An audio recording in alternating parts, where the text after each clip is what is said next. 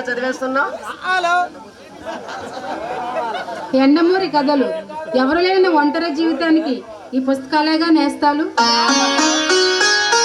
అంటే నేను నీకు నిజమైన నేస్తాన్ని కాదంటావా?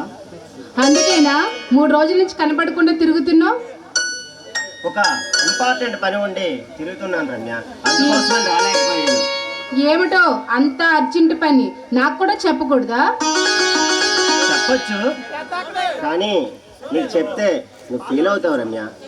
నేను ఫీల్ అవుతాను అన్నావంటే కొంపతే సేక్ గర్ల్ ఫ్రెండ్ దగ్గరికి వెళ్ళొచ్చావా? అవును, 3 రోజులు నన్ను ఒక్క నిమిషం కూడా విడిచిపెట్టకుండా ఉక్కిరి బిక్కిరి చేసేసింది తెలుసా? చంపేస్తాను. ఏంటి నన్నా? కాదు, దాన్ని.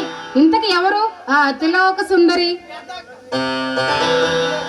రమ్య అని ఉందిలే, కోల కన్నుల కోమలాంగి.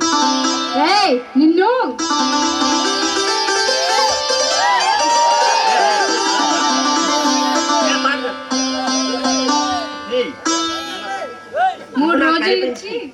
మూడు రోజుల నుంచి కనబడకుండా తిరుగుతున్నావు. నిన్ను నేను ఉక్కిరి బిక్కిరి చేశానా? అంత అబద్ధం. నువ్వు నాకు కనిపించి 3 రోజులు అయినప్పటికీ నువ్వు దూరంగా ఉన్నా నా గుండెల నిండా నిండి ఉన్నావు రమ్య. నా ఊహల్లో నిరంతరం వచ్చి నన్ను ఉక్కిరి బిక్కిరి చేసేసావు తెలుసా? నీ మాయమాటలు అస్సలు నమ్మను. నన్ను మరిపించాలని ఇంకా ఎన్నో మాయమాటలు చెబుతూ ఉంటావు.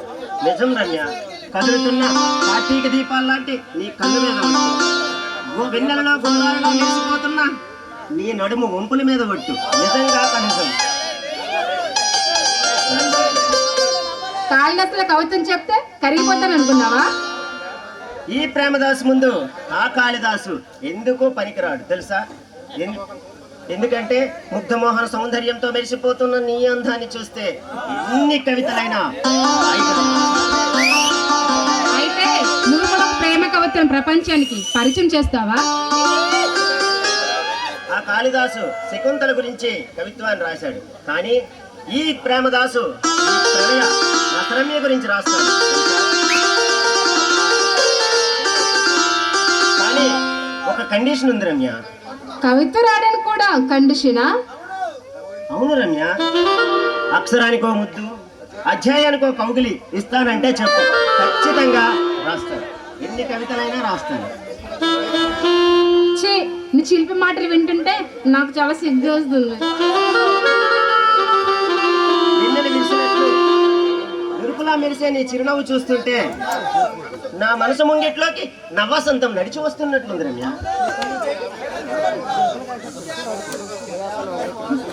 ఎవరు లేని నాకు కష్ట సుఖాల తోడుగా ఉంటావా విజయ్? నాకెందుకో చాలా భయంగా ఉంది.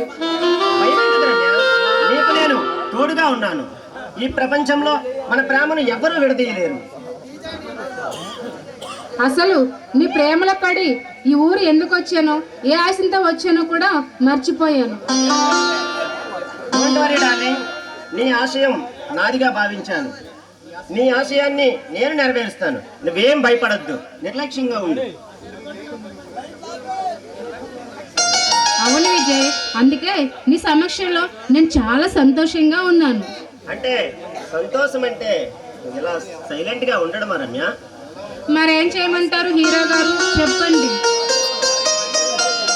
మలపుల హారికవై, కన్యగుండెలో పొంగుతున్న తొలి కోరికవై, అభిషారికవై నన్ను హల్లుకుపోవాలి రమ్య.